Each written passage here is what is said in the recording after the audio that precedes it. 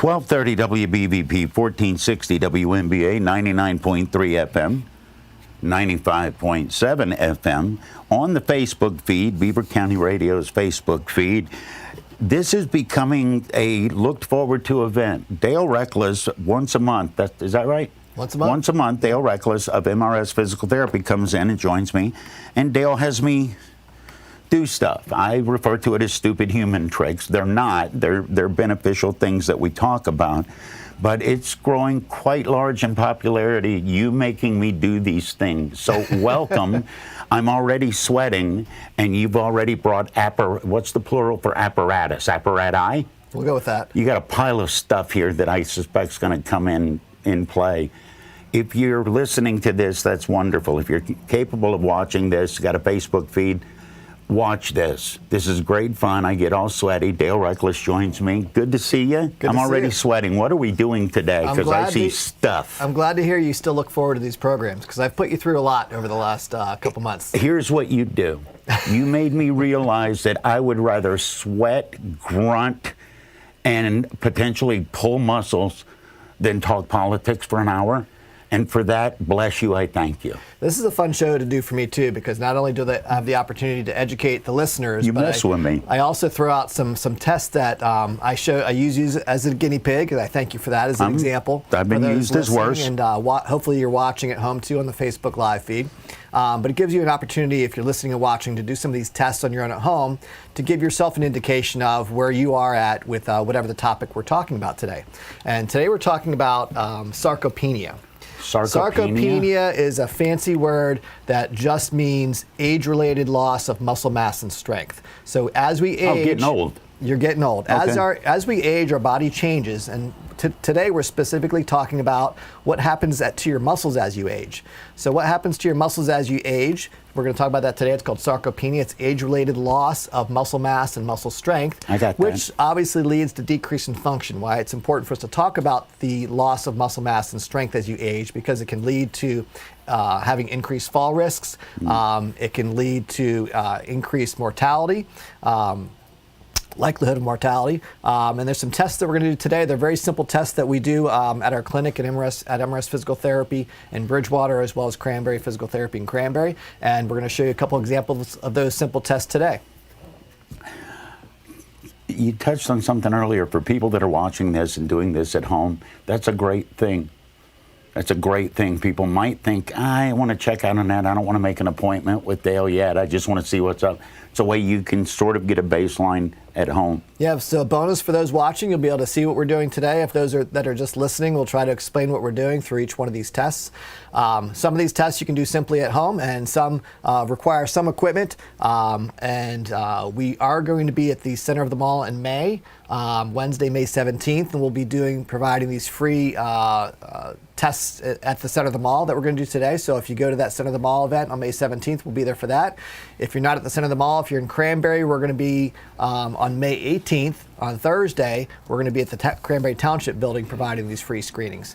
So if you don't have the equipment at home to use, we're going to be doing these free screenings at those events as well. So keep an eye out for those, and you can come see us in those events. We'll be providing those free screens at that point in time.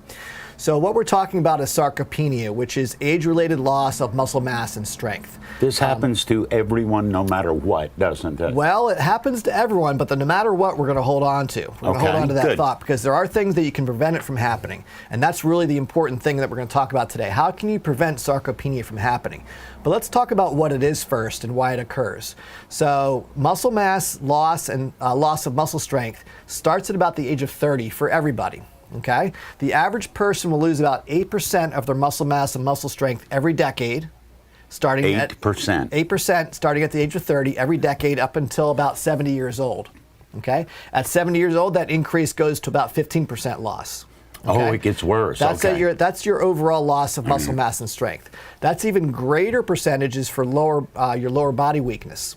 So your lower body weakness, you start to lose about 10% every decade, starting at 30. So and it goes up to 25% at the age of 70. So if you're 60, you're 25 to 30% weaker just because. Just from the fact of aging. If you don't do anything and you just let yourself age, that's what's going to happen to your body. And we're going to talk about it a little bit later, what you can do to prevent that from happening. But the general average, that's what's going to happen to your muscles if you're inactive and you don't do anything. You're going to lose 8% of your muscle mass and muscle strength every decade, starting at the age of 30 up to the age of 70. When you get to the age of 70, that increases to about 15% every decade. Now, sarcopenia diagnosis, about 15% of those over the age of 65 are diagnosed with sarcopenia. 50% of those over the age of 80 are diagnosed with sarcopenia, which is a pretty high number, which is basically related to a couple of things. The pathophysiology of sarcopenia, what happens in the body, is pretty complex. It has a lot of different components to it. Everything from hormonal changes as we age, lack of vitamin D, lack of protein intake, something called anorexia of aging, which is significant weight loss as we get older because some people lose their appetite, they don't eat enough, they don't eat enough protein. But the big thing we're going to talk about that's significant for what causes sarcopenia is inactivity. Okay. And the good thing about this is that there are activities that you can do, and we're going to teach you what those are today to prevent sarcopenia from happening. So just because you're 30 going on 40 doesn't mean you're going to automatically lose that 8%. If you're active and you do the things we're going to talk about today, you're going to prevent that from occurring.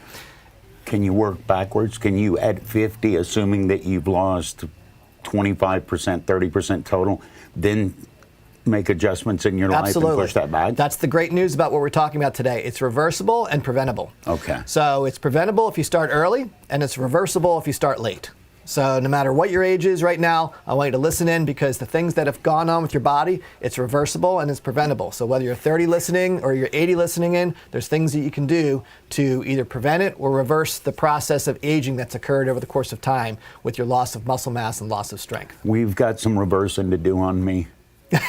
We've definitely got some reversing. So what do we get to do? So there's a couple ways to diagnose sarcopenia, and there's a couple of things that are complex that probably aren't going to happen. So you can diagnose sarcopenia by getting an MRI, getting an ultrasound, doing certain kind of scans. That's not likely to happen because they're just really expensive tests, and your doctor's not likely to prescribe them, and your insurance may or may not pay for them unless you have significant issues with why you've developed sarcopenia. If you're getting an MRI, tell me if I'm wrong, chances are good they're looking for something else. They're not looking for sarcopenia. Probably right. Okay. But the good news is there's very simple tests that scientifically have shown to be a high correlation between these testing measures and being diagnosed with sarcopenia. So we're going to do 3 of those tests with you today. Okay. And 3 of these are physical tests that we're going to do. And one of them is a simple questionnaire. So if you're listening or watching at home, I'm going to read through the questionnaire questions and you can answer those at home. And then I'm also going to show you 3 specific objective measures and tests that we do to show the likelihood of you having sarcopenia or not. All right. Okay. I'm ready. You want to start with the questionnaire? You want to start by poking me with a stick? We're going to start with the prodding. All right. Okay. So the number one test that we can do to diagnose sarcopenia is grip strength testing. So believe it or not, just the simple strength of your grip shows a high or low likelihood of you having sarcopenia. Okay? Mm-hmm. So all I do is I use this, it's called a hand dynamometer. You will not have this at home, is my guess. No. But if you show up at the center of the mall or the health fair that we have in Cranberry, we will have this with us, and we will give you a sample test of this if you want to show up to either of those events that are coming up in May 17th and May 18th. But I'm going to show you how this works. This is a simple hand dynamometer, and all it does is measures your grip strength. And depending on what your outcomes are, tells us if you are in the likelihood ratio of sarcopenia or not the likelihood ratio of sarcopenia. Now, when we diagnose sarcopenia, it's not just one measure we look at, but this is probably the most accurate one of the 3 that we're going to do. Okay. I'll say 4, including the questionnaire that we're going to do. But usually I'll do all 4 of these measures with the patient to show if there's a likelihood of sarcopenia or not, meaning that you've developed a significant amount of weakness through the course of your aging process, and then I'm going to teach you what to do to prevent that or reverse the problem that you've started to have with sarcopenia. All right. I have a question. Yeah. I know my left hand is far weaker than my right, nerve damage in my neck and my hand and all that stuff. What does that do to the test? Were you only going to, because left was my dominant hand, and now it's not. So whenever I do an evaluation with a patient, I always take those, they're called comorbidities, other things that might be involved that are causing you to have your symptoms that you're having. It sounds like an excuse. I'm going to do poorly, here's why. So if you had a neck injury or a back injury, that might be causing significant reasons why you're weak, okay? And so we might attribute it to that versus just the age-related loss of strength. So we're going to do both hands. hands, but we're going to use your strongest measure in each hand. Even though you're left-handed and you have some left-sided weakness, your right hand should be strong enough. Okay, so if you should be at least have 30 kilograms of strength, which is about 66 pounds of strength for a male. For a female, it's 20 kilograms or about 44 pounds of strength to be within normal limits. Okay, so let's just do your strongest hand first. So you're going to have your arm by your side. And you're just going Can I lay it down, or do I need to hold it? Just right hold by it? your side, and your elbows at 90 degrees. So if you're not watching at home, I have this fancy gauge that Eddy's holding in his hand, and he's going to squeeze that gauge as hard as he can. So go ahead and squeeze as hard as you can. Good, and relax. Did you hear the bone pop? We got a knuckle crack out of that one too. So you measured 40 kilograms of strength. You're weak. Or about 88 pounds. All right. So that's within normal limits. Oh, is it? Okay. For a guy, if you had 30 kilograms or less, that shows that you have an increased likelihood of having sarcopenia, which could lead to, like I said, other changes in your course of your life. It shows you have a decreased quality of life. It increases your mortality risk and things like that. Can I try again? Because I know I can do better, Coach. Sure. See if I can get the other knuckles to pop. You're zooming in on my dirty fingernails, right, Curtis? All right, just squeeze as hard as you can and relax. Okay. And that was 42 kilograms pounds of pressure. And let's just try your left hand for fun. Sure. Because it's all about having fun here at Eddy today. And relax, okay? And even with your left hand, you're still within normal limits. So even though you now tell me the recognized score. That's the teacher that says you pass. you had 38 kilograms of that's force. not bad. That's not bad. So it was less, but it was not to a significant Okay. level that I would be concerned about you having sarcopenia. Even though you have some other diagnostic things going on with your neck, and you realize you had some weakness in your left hand, it wasn't so low that we'd be concerned about you having sarcopenia. All right. Okay. So even diminished, I'm in the zone. Even diminished, you're within the zone. all I've ever Now, wanted. if I were to measure someone, and if it was a male and they had less than 30 kilograms of pressure, if it was a female, they had less than 20 kilograms of pressure, that's a very high, scientifically shown to have a very high correlation to have sarcopenia, which is overall muscle loss of muscle mass and muscle strength due to age. Okay. Okay, so let's move on to the next test. Did you ever have anybody, you turn away and you look back and they're squeezing with both hands trying to cheat? I never take my eyes off anybody, Eddy. Okay. This show, if nothing else, this show taught you that. All right, so the next test is a simple walk test. So Eddy's going to step out of the camera for a second. So I'm going to have you step out the door there, down the steps and outside. No, just kidding. It's my show now. This is how changes happen. Come back later. All right, I'm out of the shot. You're going to step all the way up by the door there. And all I'm going to have Eddy do, this is called a 10-meter walk test. So you're just going to see Eddy for part of this test. And all I'm having him do is walk from one end of the room to the other. So we're measuring about 10 meters, or about 33 feet or so. And I'm just going to use this simple timer here, and you can use your stopwatch or your watch at home to measure that. And I'm just going to walk from one end to the other. And so Eddy, you want me to walk fast or slow, or just your normal walk? pace. Just your normal walking pace. Go ahead. You ready? So Eddy's doing the 10-meter walk test right now, walking from one end of the room to the other. And stop. 9 meter. Okay. So if you're doing this test at home, if you have 10 meters marked out or about 33 feet marked out, you should be able to do that test in about 12.5 seconds or less. If it takes you more than 12.5 seconds, again, if I have a patient in my clinic, I always look at if there's other comorbidities going on. Is there a reason why you're walking slower? Did you recently have a knee replacement or a hip replacement, or things like that? Did you have a stroke or something or Parkinson's disease? Things that we see in our clinic. Is that the reason why you're walking slow, or is it just age-related? You're slowing down. Okay, so Eddy's. Do you want me to do a full 10 to get it? Yeah, Eddy's going to step back, way back, way in the wall back, there, and we're going to try to get a full 10-meter walk in. Okay, ready? go ahead. 1, 2, 3, 4, 5, 6, 7, 8, 9, 10. All right, so we have a little bit small space to work with, but we're close to the 10 meter. And he did that. We're going to give him about 7 seconds. So Eddy is within normal limits for the 10-meter walk test. If you're doing this test at home, it takes you more than 12.5 seconds. 12.5 seconds is the cutoff, meaning that you're showing some slowing down, age-related slowing down. If you have some other comorbidity, other diagnosis, then that could be a reason why. Otherwise, it might be an indication that you're starting to develop sarcopenia. Okay, the next test, we're going to move the chair around to the front of the table here. The next test is a sit-to-stand test. I knew as soon as I walked back, I was going to. Dale does this on purpose. For those of you that haven't seen this show.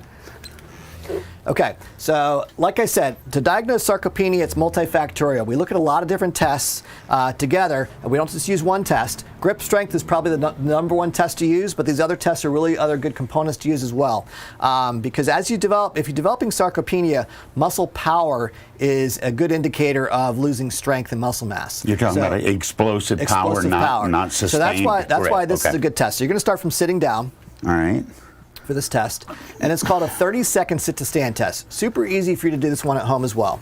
And all you need to do is find something to time yourself for 30 seconds, and you're timing how many times you come up to a full stand and sit back down in that 30-second time frame. And you're trying to do this one as fast as you can, but make sure you come to a full stand each time. So I'm going to set a timer for 30 seconds, and I'm going to count the number of times that Eddie comes to a full stand and sits back down again. Just tell me the number that gives me the president's physical fitness pass. You need at least 17 times. 17 and 30. 17 and 30. Should be no problem for you. You ready? Yeah. Go. 1, 2, 3. This is great on radio, Dale. 4, 5. I'm getting up and down out of a chair. 6. I'm not using my knee, or I'm not 7, using my arms. I'm trying to talk to pretend 8, that I'm not getting winded. 9. I'm past halfway in gym class. That 10, was the golden hour. All 11, 12, 13. Okay, so that was 13 times in 30 seconds. So you did not pass that test, Eddie. You do not get that gold medal. Get to take Jim over. So for a male, we're looking for someone to be able to do that sit-to-stand test 17 times in a 30-second time frame. Okay. For a female, you should be able to do it 14 to 15 times in the 30-second time frame. Okay, so if you tried that at home and you were unable to do it, that shows that we're seeing a little bit of decrease power in your quadricep muscle and your lower body strength, because this is really a lower body power and strength test. You're not using your arms. If you're not watching, Eddie didn't use his arms. A lot of times, a lot of my patients actually cross their hands across their shoulders so they don't use their arms, and they're sitting up and standing down as fast as they can in that 30-second time frame. Can I blame it on my knees instead of, because it didn't hurt my thigh muscles, my quads. Yeah. That killed my knees. Yeah. So like I said, we always take other comorbidities into account. If someone's having knee pain, knee issues, hip issues, things like that, those might be reasons why someone didn't pass that test, okay? Versus just not having the power to do that test. So if someone doesn't have those comorbidities and they just don't have the power to stand up and sit back down that many times, then that's an increased likelihood of developing sarcopenia. Dale Reckless of MRS Physical Therapy is my guest, and he's putting me through the ringer like he always does. News is next, then more poking me with a stick. It is Teleforum. My knees hurt from doing that. That's so pathetic. It's Teleforum on Beaver County Radio. Lincoln Park Performing Arts Center in Midland presents the classic Golden Age musical An American in Paris, April 28th through May 7th. Sponsored by Highmark Blue Cross Blue Shield. Tickets start at just $18 at LincolnParkArts.org. Does your hot rod, dragster, or cruising vehicle need a little engine work? Look no further than C.J. Rombold Engine Builders, located on Big Beaver Boulevard, Beaver Falls. They specialize in metal fabrication work and fine-tuning of your engine. C.J. Rombold's #1 concern is the customer's best interest when it comes to building a reliable engine. Take your engine to the place that makes you go fast. C.J. Rombold Engine Builders, Beaver Falls. Hey, Peanuts! Tune in to Beaver County Radio on Wednesday nights from 6 to 7 p.m. for the all-new Hey Peanuts Sports Show. Just like the Peanut Guy has his opinion from the cheap seat, so do hosts Scott Kincaid and Brian Pasquale. The pair will discuss what's going on in the world of sports both locally and nationally. They'll also take your phone calls. The show will also be streamed live on the Beaver County Radio Facebook page and YouTube channel. So make plans to tune in this and every Wednesday from 6 to 7 p.m. right here on Beaver County Radio, 95.7 and 99.3 FM, along with 1230 WBVP, 1460 WMBA, and BeaverCountyRadio.com. Beaver County Radio's news source, 95.7 and 99.3 FM, along with 1230 WBVP, 1460 WMBA, and streaming at BeaverCountyRadio.com. Here's Curtis Walsh. Good morning. We can expect sunny skies today with a high near 66 degrees. We'll have a complete Beaver County radio weather forecast after this look at news. Norfolk Southern CEO has reiterated apologies for the East Palestine train derailment and toxic chemical release, as well as vows to make things right during his first testimony at the Ohio legislature since the fiery accident. On Tuesday, Alan Shaw said he supports some additional safety proposals, but signaled resistance to others, such as two-person crew mandates. The railroad is facing lawsuits, including one from Ohio's Attorney General over environmental cleanup costs. No one was hurt in the February 3rd derailment, but half of the nearly 5,000 East Palestine residents were evacuated for days. Many say they are suffering from health problems such as rashes, headaches, and trouble breathing. PennDOT District 11 has announced work to inspect bridges on the Beaver Valley Expressway. Pleasant Drive Bridge at the Center Exit 42 interchange in Center Township will be experiencing single-lane restrictions today on I-376 in each direction until 2 p.m. PennDOT crews will be conducting the inspection work. Sandy Jordana reports only 3 board members were present, with one on Zoom at the Hopewell School Board meeting Tuesday night. No action could be taken due to the circumstances, according to Superintendent Dr. Jeff Beltz. The board will meet again in regular session on Tuesday, April 25th at 7 p.m. in the junior high school boardroom. Governor Josh Shapiro announced his administration is taking action to limit access to xylazine, commonly known as Tranq, a powerful sedative approved for veterinary use on large animals, but one that is increasingly found in Pennsylvania's illicit drug supply. Acting Secretary of Health Dr. Deborah Bogan has submitted a notice of intent to temporarily add xylazine to the list of Schedule III drugs under Pennsylvania's Controlled Substance, Drug, Device, and Cosmetic Act. Dr. Bogan will also submit a notice of intent to schedule nitazines, a class of synthetic opioids that have never been approved for use in the United States, as a Schedule I drug. The notices will be published in the Pennsylvania Bulletin on Saturday, April 22nd. The Office of Attorney General will receive a copy of the notices and has 30 days to comment. Fox and Dominion Voting Systems have reached a $787 million settlement in the voting machine company's defamation lawsuit. The agreement averts a trial in a case that exposed how the top-rated network chased viewers by promoting lies about the 2020 presidential election. Dominion lawyer Justin Nelson said the deal shows the truth matters and lies have consequences. Dominion had asked for $1.6 billion in arguing that Fox had damaged its reputation by helping peddle conspiracy theories about its equipment switching votes from former President Donald Trump to Democrat Joe Biden. And when Kaylin Gillis and her friends took a wrong turn into an upstate New York driveway last weekend, they wound up on the property of a man bitter about people driving onto his land by mistake. That's according to a neighbor of the New York landowner, Kevin Monahan. The county sheriff says Monahan opened fire on the car carrying Gillis on Saturday night, killing her. Monahan faces a murder charge. His neighbors said he had become more and more upset in recent years at people making wrong turns in his driveway. Monahan's lawyer says the slaying was a tragedy, but that his client is not a villain. A curious toddler on Tuesday earned the title of one of the tiniest White House intruders after he squeezed through the metal fencing on the north side of the executive mansion. U.S. Secret Service Uniform Division officers who are responsible for security at the White House walked across the north lawn to retrieve the tot and reunite him with his parents on Pennsylvania Avenue. Access to the complex was briefly restricted while officers conducted the reunification. Officers questioned the parents before allowing them to continue on their way. It may be the first successful intrusion onto the complex since the White House fence was doubled in height to roughly 13 feet after a series of security breaches over the last several years. Here's the Beaver County forecast on 95.7 and 99.3 FM, along with 1230 WBVP, 1460 WMBA, and streaming at beavercountyradio.com. We can expect sunny skies today with a high near 66 degrees. Mostly clear tonight, going down to a low of 48. Sunny skies tomorrow with a high near 83. A slight chance of showers on Friday with a possible thunderstorm and a high of 81. Showers Saturday for the Maple Syrup and Music Festival with a high near 70. And a chance of showers Sunday, making way for partly sunny skies with a high near 52 to end out the Maple Syrup weekend. That's a look at the news for now. I'm Curtis Walsh on 99.3 FM, 95.7 FM, 1230 WBVP, 1460 WMBA, and streaming live around the world at beavercountyradio.com.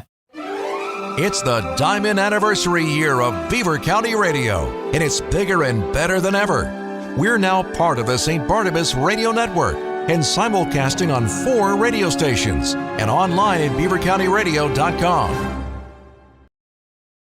You're listening to Beaver County Radio, 1230 WBVP Beaver Falls and 1460 WMBA Ambridge, broadcasting live from the St. Barnabas studios.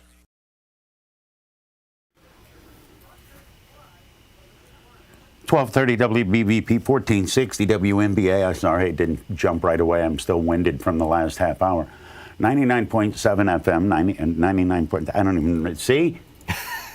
Dale Reckless does this every time. 99.3, 95.7. Dale Reckless of MRS Physical Therapy is my guest. Once a month, Dale comes by, and Dale makes me do what I consider goofy stuff for the radio. And what happens, you hear it, but if you're on our Facebook page, you also see it, and it is becoming the belle of the ball. Dale, you are becoming a folk hero for putting me through this, and I want to say I'm all right, fun stuff. Very bitter. Tell me the word again today. Sarcopenia. We're talking about sarcopenia, and that is age-related loss of muscle mass and strength. And it's primarily due to inactivity and a sedentary lifestyle. Mm-hmm. So that means it's preventable and it's reversible. The fact I asked you earlier, can you reverse it? A lot of things that we do to our body later in life, they're not reversible. Yeah. It'd be a shame to not take action with something that is. This is a great topic to listen to and pay attention to because, like I said, it's preventable and reversible. So if you want to prevent it, start in your 30s. If you want to reverse it, you can start anytime. We haven't talked about what to do yet, so you haven't missed out on that. So far, all we've talked about is some tests. We've done 3 physical tests, grip strength testing, a 10-meter walk test, and a sit-to-stand test. I passed 2 of the 3. 2 of the 3, so you're doing okay. That's a 66. That's passing. That's all you need in school, right? That's it. That's all you shoot for. So the last thing that we're going to do is a questionnaire as far as the testing component goes. So I brought the questionnaire with us today. I don't have it memorized, so I'm just going to read off the questionnaire. There's 5 questions. So you don't have to be watching at home. Just listen to this one at home. You might want to get a pencil or a pen and write down your score on a piece of paper. Okay. So there's 5 questions. You can get anywhere from a 0 to 10 on this test. So 2 points per question? 2 points per question. Okay. Your math is quick today. Well, yeah, you kept it in single digits. Yeah. Okay, so the first question is, how much difficulty do you have in lifting and carrying 10 pounds? So if it's none, give yourself a 0. If it's some, give yourself a 1. If it's a lot or unable, give yourself a 2. So how much difficulty do you have in lifting or carrying 10 pounds? If it's very difficult, you give yourself a 2. If it's not difficult at all, you give yourself a 0. Okay. Okay. The next question is assistance in walking. How much difficulty do you have walking across a room? No difficulty at all, 0. Mm-hmm. Some difficulty, 1. A lot of difficulty, you might have to use a walker or a cane, or you can't do it all, you give yourself a 2. What would you judge some difficulty? Well, if I say some difficulty, some people what would can you just say? get up and walk across the room. Some people get up and they have to use, we call them furniture cruisers. They have to hold on to some furniture to get across the room. Okay. That would be some difficulty. All right. Okay. Rising from a chair. How much difficulty do you have transferring from a chair or bed? So getting up out of a chair or getting up out of a bed. A bed's easy. No You just difficulty fall. at all, 0. Okay. Some difficulty, 1. A lot or unable without help, give yourself a 2. So that's getting up out of a chair or a bed. If you need to push up out of the chair to get up, that's at least a 1, right? That's some difficulty, yeah. Okay. Climbing stairs. How much difficulty do you have climbing a flight of 10 stairs? Okay. So no difficulty at all, 0. Some difficulty, 1. A lot or unable to do it, give yourself a 2. All right. Okay. Next question. This is question number 5. How many times have you fallen in the past year? If you haven't fallen at all, give yourself a 0. Mm-hmm. If you've had less than 3 falls, give yourself a 1. If you've had 4 or more falls, give yourself a 2. Define fall. You're talking about falling for no reason other than you falling. You're not talking about tripping over a cat or something like that. Having an actual fall. Having an actual fall to the ground. All right. Okay. So data suggests with this questionnaire, if you scored greater or equal to 4, that's a predictor of needing more comprehensive testing, but an increased likelihood of being diagnosed with sarcopenia. So if you took this test at home and you had 4 points or greater, that means you have an increased risk of sarcopenia. Again, this is just one measure of many that we do in our clinic. We do the one questionnaire, we do the 3 different tests. There's really not one simple test that we do that leads us to the likelihood of sarcopenia. We take the comprehensive score of all these things together, and we take into account any comorbidities that you might have. Like you said, if you have any knee pain or ankle pain or recent surgeries or things like that, we take that into account. But all these tests together are highly correlated to having a likelihood of having sarcopenia, which is the age-related loss of muscle mass and strength. Now, so far, all we've talked about is the diagnostic stuff. Figuring out, do you have sarcopenia? Are you likely to have sarcopenia based on your age, based on your function? And this is really important for us to look at because having sarcopenia diagnosed increases the likelihood of you being a fall risk, increases the likelihood of having a higher mortality rate and things like that. It increases the risk of everything else possible that could go bad. Absolutely. Okay. All those things above. All right. So the good thing is that you can do something about it. Like I said, you can reverse it and you can prevent it. And there's two things you can do. One is progressive resistive training, which is the number one thing you can do, but also combining that with some aerobic endurance exercise and activities, the number two thing you can do to prevent and slow down the progressing of the muscle mass loss and muscle strength loss as you age. What is the progressive resistance? Is that the rubber band stuff? So that can be anything from lifting weights, using rubber band exercises, anything that you're doing that gives you some resistance with the exercise. Okay. Now, dosage is really important with this. Just like when you take a medication, the doctor gives you this certain amount of dosage that's going to be effective for you to get better. When I talk to my patients, exercise is the same way. You have to have the right amount of exercise dosage to make improvements and to make a change. If you're not using the right dosage of exercise, you're just going through the motions. It's not going to help you out. So what you look at for progressive resistance exercises is you want to have a level of intensity. That's going to make the dosage and the number of reps that you're going to do. So first of all, let's start with the amount of weight that you should be lifting. So typically you go from your 1 rep max. So what's your 1 rep max that you can lift? Because that's kind of like your baseline, what you work off of. So say, for example, you're doing a chest press or a bench press, and just for the ease of talking about something and making your math simpler for us. Thank you. Let's say your 1 rep max is 100 pounds. So you can lift 100 pounds one time. That's your 1 rep max. That's your busted out number. That's your baseline, what you want to work off of. So to be in the right dosage, you want to work out between 50 to 80% of your 1 rep max. So that means you want to work out between 50 and 80 pounds for your exercise. Science shows that if you lift less than that, if you're lifting 50 pounds or less in that 100 pounds, okay, or 50% of your 1 rep max, it's not enough of a dosage to make a difference. Okay? So if your max is 100 and you're thinking, well, I'm just going to do a ton of 40s, you're not helping. It's not helping. You have to get in that 50% to 80% of your 1 rep max to make a difference. And your repetitions also make a difference. So you want to do 2 to 3 sets of 5 to 8 reps of your exercise 2 to 3 times a week to make a difference. So your dosage is not just the amount of weight, but the amount of reps and sets that you do. So you want to do 2 to 3 sets of 5 to 8 reps of your exercise 2 to 3 times a week. So if your chest press max, 1 rep max is 100 pounds, you should be doing 50 to 80 pounds, okay? And you want to do 2 to 3 sets of 5 to 8 reps of that to make a difference to reverse the effects of sarcopenia or prevent the effects of sarcopenia. That's the effectiveness zone of what you're talking about. That's the effectiveness zone. Okay. When people come to MRS Physical Therapy and they come in, you've put them on a program like this, do you see more people trying to overdo or do you see more people trying to underdo?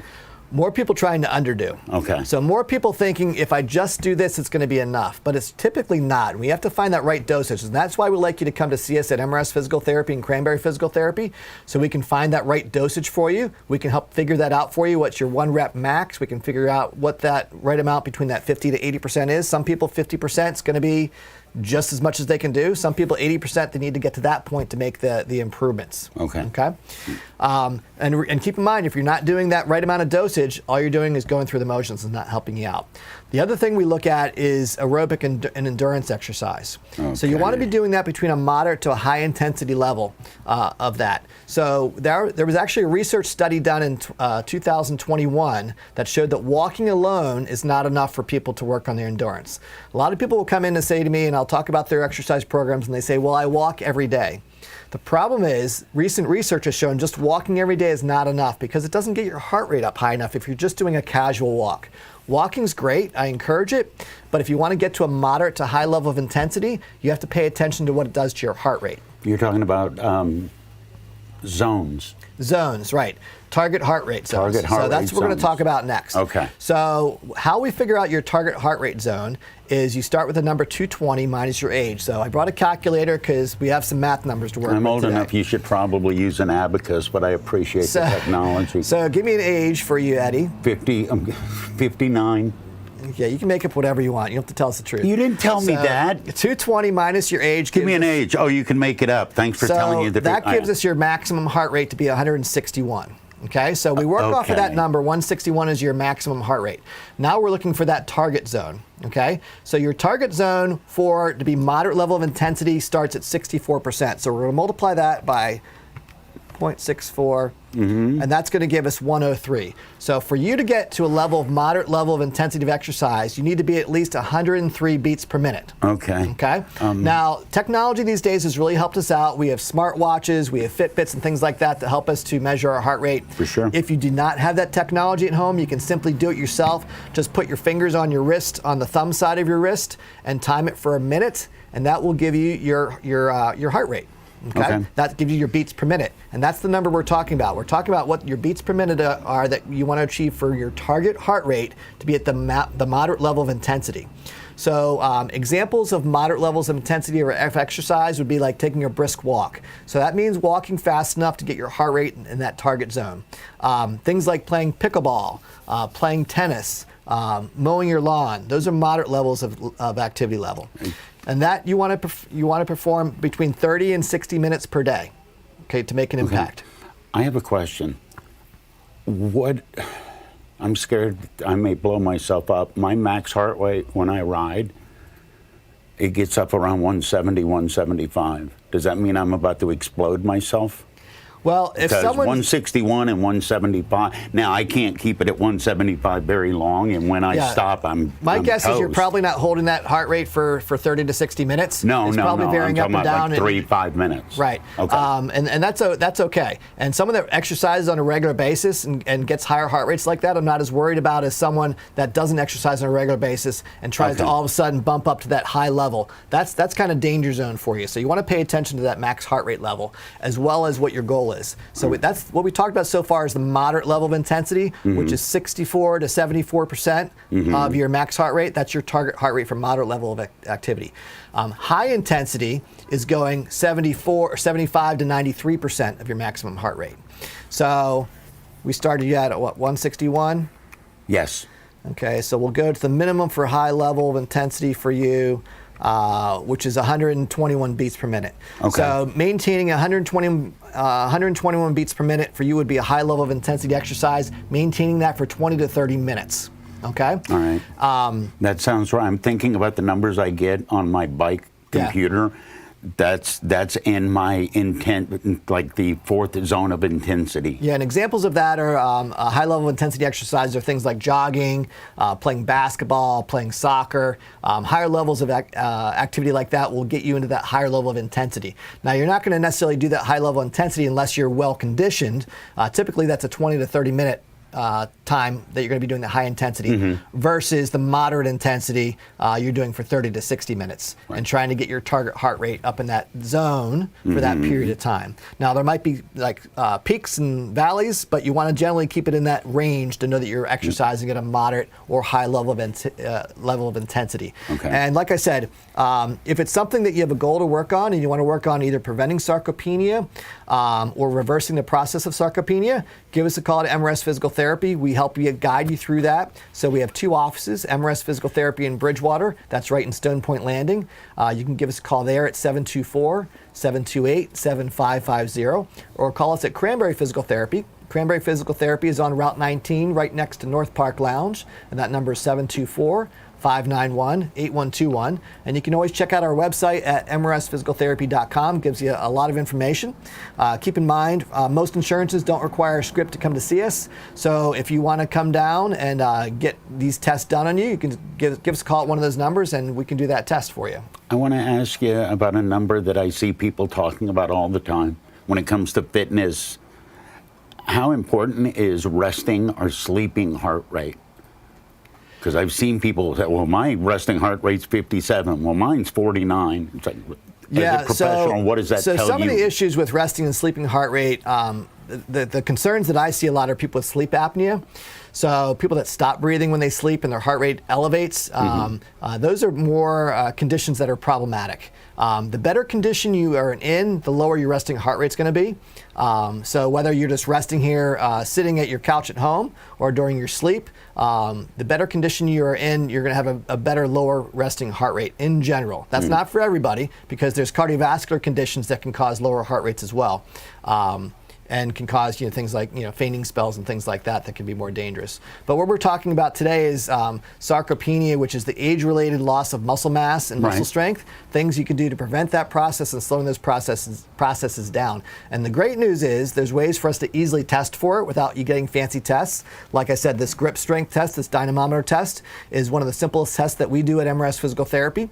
Like I said, we'll be out at 2 different health fairs in May. May 17th, we'll be out at the center at the mall, a table there, and we can test your grip strength out for you. And then the next day, on Thursday, May 18th, we'll be in Cranberry, in the Cranberry Township building, doing the senior health fair there. And we'll be doing free grip strength testing for you there. If you're unable to make those events, then give us a call at MRS Physical Therapy and Cranberry Physical Therapy, and we can do those screenings for you in our clinic also. And the great news about this topic today, it is age-related losses, things that are going to happen because we're all going to age, but these are things that are preventable and reversible that you can do through these exercise programs that we talked about. Remember, exercise dosage is key. You have to have the right dosage to make a difference. If you're not doing the right dosage, then you're just going through the motions. And that's something that we can help guide you through in our clinic, working with myself and our other therapists there, guide you through what the proper dosage is for preventing and reversing the effects of sarcopenia. How reversible is it? If I'm 50 and I work really hard to reverse the last 20 years, can I get back to the level that I was when I was 30? Is it completely reversible? I think it's pretty close to completely reversible. Is it really? Unless you have some other medical condition that's holding you back. Okay. Now, the caveat with all this is that if you haven't done anything, if you've had a sedentary lifestyle for 30 or 40 years, there's a likelihood you've developed other comorbidities because of your lack of activity levels. Okay. So you might have developed diabetes, congestive heart failure, other cardiovascular issues. So there are other comorbidities that do catch up to you from lack of activity. So the sooner you start, the better.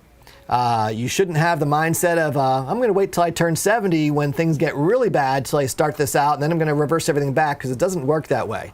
There's a cumulative effect of the aging process that these other comorbidities become factors and get in the way of your ability to reverse things. There's a lot of other comorbidities that are harder to reverse than sarcopenia. Sarcopenia is one of those diagnoses that are preventable and reversible through the exercise programs, but the sooner you start, the better. The sooner you start, the better in terms of getting your strength back, but doesn't working to get your strength back give you a better chance to fight all of those other potential oncoming comorbidities? It will give you a better fighting chance, but the other comorbidities aren't as easily reversible. Okay.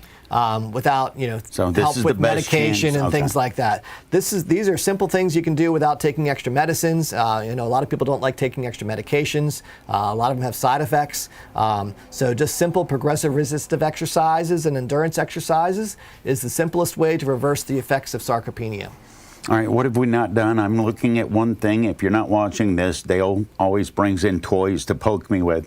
We have not used one thing. Is that a blood ox, so this or is is that a this pulse? is called a pulse ox. So this is something I brought in as an example. If you don't have the smart technology of having a smartwatch or a Fitbit or things like that, you're having trouble figuring out how to find your pulse to take that. This is called a pulse ox. They're fairly inexpensive. You can get them on Amazon. So all you do is I'm going to put it on Eddie's index finger here. How close and does push the on button here. How close does what you just put on my finger match up with what I wear on my wrist? I find it to be typically pretty accurate. Pretty decent. Yeah. All right. Okay, so Eddie's pulse ox right now is at 95%, and his heart rate is 98 beats per minute. You're close to me. It built. I get all verklempt. So that's good, right? Yeah. So we're sitting, we're talking. Dale. You're under some hot lights. You're on the radio. You're on Facebook Live. Sometimes these things, kind of white coat syndrome. He's talking in front of me right now. Sometimes what? It's called white coat syndrome. White coat. Just Oh, the fact talking to of the doctor. Talking to the doctor. Yeah. I'm not a doctor, but it's talking to a health professional sometimes about your health alone will increase your heart rate. The more simply. you talk, the more my heart rate goes up. Actually, you're starting to relax now. You're down to 80 beats per minute. So There's a fine line between relaxing and cashing out, really. So a pulse oximeter is a simple Okay. tool Now let that me you see can, what- you can grab at home. What did that say? It said 80 beats per minute. Okay, 84. Yeah, so pretty close there for Okay. accuracy. I'm not sure which one's more accurate, this one or your watch, but you're pretty much within normal limits as far as a plus-minus gauge as far as your resting heart rate goes. Yeah, so keep in mind, sarcopenia is preventable, it's reversible. There's simple diagnostic tools that we use at MRS Physical Therapy and Cranberry Physical Therapy to help tell if you are at a likelihood of having sarcopenia or developing sarcopenia. It's typically not just one test, but a combination of many tests that we utilize, but they're all simple tests that we can do with you in our clinic. They don't require a fancy scan or MRI or things like that. It's covered under your insurance. You don't need a doctor's script to come see us to do it to do the testing. And if we do find positive testing, there are simple things we can do through our guidance to show you how to prevent and reverse the likelihood of having sarcopenia through progressive resistive exercises. Again, you have to have the right dosage to make a difference, and combining that with some endurance aerobic exercises.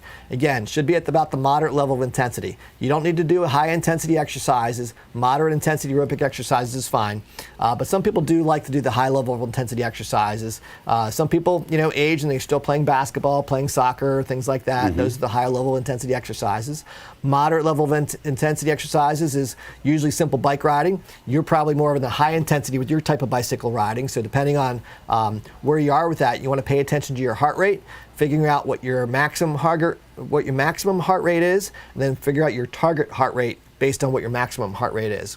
And again, we use some fancy formulas here today to figure that out, but we will figure out that for you at MRS Physical Therapy if you come to see us in the clinic. Tell people how they can get in touch with you. We got 1 minute left, and I'm still catching my breath from standing up and sitting down, so you do the close. So 2 clinics, MRS Physical Therapy in Bridgewater, right in the heart of Bridgewater and Stone Point Landing. The telephone number there is 724-728-7550. And then our other clinic is in Cranberry, and that's Cranberry Physical Therapy, right on Route 19 next to North Park Lounge. And that number is 724-591-8121. And you can check out our website at mrsphysicaltherapy.com. Or if you want to email me, you can email me at d.reckless@mrsphysicaltherapy.com.